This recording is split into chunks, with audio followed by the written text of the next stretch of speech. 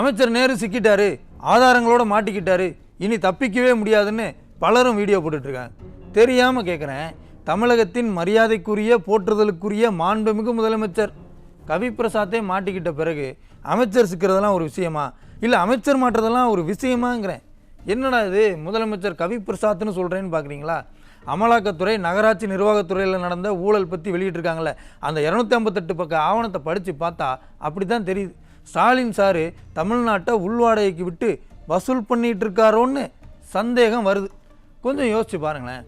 டாஸ்மாகில் 1000 கோடி ஊழல்னு ஒரு பிரச்சனை வந்தது. அந்த விவகாரத்தில் அரசியலுக்கும் அரசுக்கும் சம்பந்தம் இல்லாத ரித்தீஷ், ஆகாஷ் பாஸ்கரன்னு சில பேரோட பெயர் அடிபட்டது.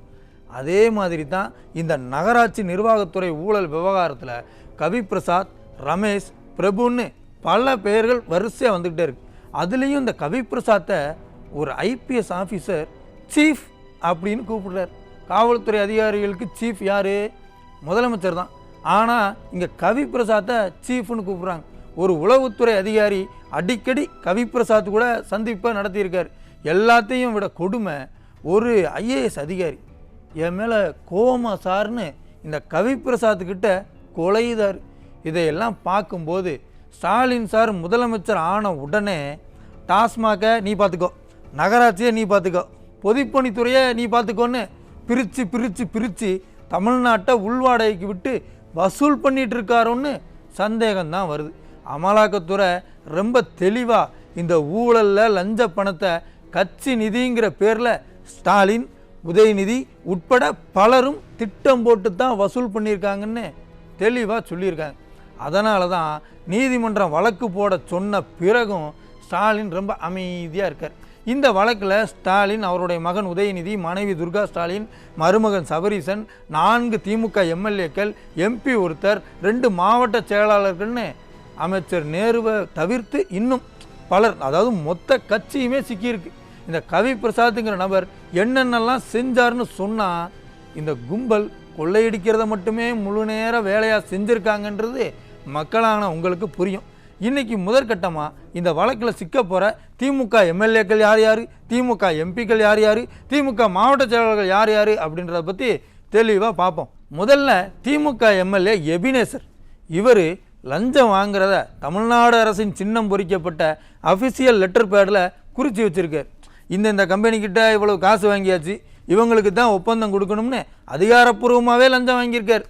இவரை பொறுத்த வரைக்கும் எம்எல்ஏ பதவிங்கிறது லஞ்சம் வாங்குறதுக்கு மக்கள் கொடுக்குற லைசன்ஸ்னு நினச்சிருப்பார் போலத்தான் தெரியுது.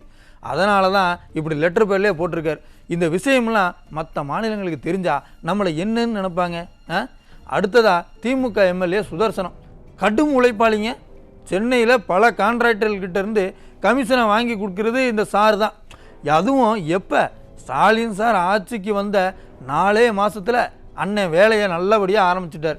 செப்டம்பர் மாதம் 2021 வந்த பல ஒப்பந்தங்களுக்கு கமிஷன் வாங்கி கொடுத்தது இந்த எம்எல்ஏ தான் செஞ்சுருக்கிறார். அந்த சமயத்துலலாம் உரிமை தொகை கொடுக்கல. தாலிக்கு தங்கம் திட்டத்தை அப்போ தான் நிறுத்தினாங்க. ஏன் சார் இப்படிலாம் பண்ணுறீங்கன்னு கேட்டதுக்கு நிதி இல்லைன்னு சொன்னாங்க. அது மட்டும் இல்லை, நிதியை தமிழ்நாட்டினுடைய பொருளாதாரத்தை சரி பண்ணுறதுக்காக பொருளாதார வல்லுநர் குழுவெல்லாம் போட்டு நம்ம தலையில் மிளகா அரைச்சிக்கிட்டு இருந்தாங்க. இப்படி ஒரு பக்கம் நம்ம தலையில் மிளகா அரைச்சிட்டு இன்னொரு பக்கம் பாருங்கள் எவ்வளோ சூப்பராக ஊழல் பண்ணியிருக்காங்கன்னு. அடுத்ததாக திமுக எம்எல்ஏ நந்தகுமார், ரொம்ப நல்ல மனசுக்காருங்க. இவரை பாருங்களேன், எவ்வளவு தெளிவாக ஒப்பந்தத்தோட மொத்த தொகை எவ்வளவு, அதில் ஜிஎஸ்டி எவ்வளவுன்னு பிரித்து அந்த ஜிஎஸ்டி தொகை போக மீதி இருக்க தொகையில் 10% கமிஷன் வாங்கியிருக்கார். ஜிஎஸ்டியால் பாதிப்புன்னு ஸ்டாலின் சார் சொன்னார்ல, அது இதுதான் போல். இப்போ இந்த ஜிஎஸ்டி இல்லைன்னு சொன்னால் இன்னும் சில கோடிகள் இவங்களுக்கு கமிஷனாக கிடைக்கும் இல்லையா, அது ஜிஎஸ்டியால் பாதிக்கப்பட்டிருக்கு இல்லையா, அதைத்தான் ஜிஎஸ்டி பாதிப்புன்னு சொல்கிறாங்க போல் தெரியுது. இவர்களோட எம்பி ஒருத்தரும் சிக்கியிருக்கார். திமுக எம்பி கலாநிதி இருக்கார் இல்லையா, அவரும் எந்த டெண்டரை யாருக்கு கொடுக்கணும், யார் எவ்வளோ கமிஷன் கொடுப்பாங்க அப்படின்றத சரியாக பேசி வச்சு வசூல் பண்ணி கொடுத்துருக்காருன்றது இந்த அமலாக்கத்துறை வெளியிட்டிருக்கக்கூடிய ஆவணங்கள் மூலமாக தெரியுது. எம்எல்ஏக்கள் எம்பிக்கள் மட்டும்தானான்னு கேட்டிங்கன்னா இல்லை, திமுக மாவட்ட செயலாளர்களும் இந்த வழக்கில் சிக்கிறாங்க.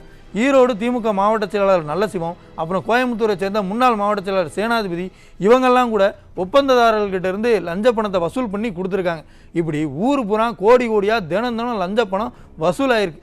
இது மட்டுமில்லை, ஸ்டாலினோட நிகழ்ச்சிகளை நடத்துறதுக்காக அதிகாரிகள்கிட்டயே வசூல் நடந்திருக்கிறது தெரிய வந்திருக்கு. திமுக எம்எல்ஏ அப்துல் வகாப் இருக்கார் இல்லையா, அவர் ஸ்டாலின் சாரோட நிகழ்ச்சிக்கு அதிகாரிகள்கிட்ட இருந்து தலா 1 லட்சம் ரூபா வசூல் பண்ணுறாருன்னு குற்றச்சாட்டு இருக்குது.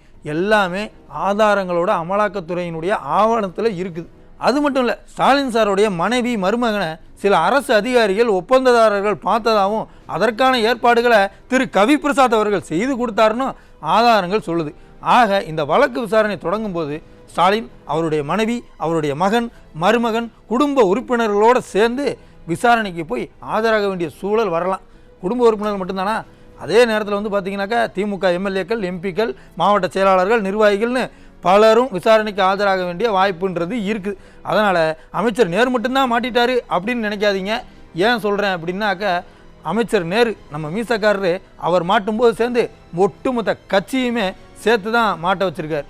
இந்த ஒரு ஊழலை பொறுத்த வரைக்கும் யார் யார் என்னென்ன பங்குகளை செஞ்சாங்க, யார் யார் என்னென்ன மாதிரியான வேலைகளை செஞ்சாங்க, எப்படி இந்த தொகையெல்லாம் வந்து ஹவாலா முறையில் மாற்றப்பட்டது அப்படின்னு நிறைய சுவாரஸ்யமான தகவல்கள் இன்னும் நிறைய இருக்குது. அதையெல்லாம் நம்ம அடுத்தடுத்த நிகழ்ச்சிகளில் பார்க்கலாம். இந்த ஊழல் எப்படி நடந்தது, யார் யார் என்னென்ன வேலைகளை செஞ்சாங்கன்னு அடுத்தடுத்து நம்ம கட்டாயம் பேசலாம். ஏன்னா ரொம்ப சுவாரஸ்யமான தகவல்கள் நிறைய இருக்குது.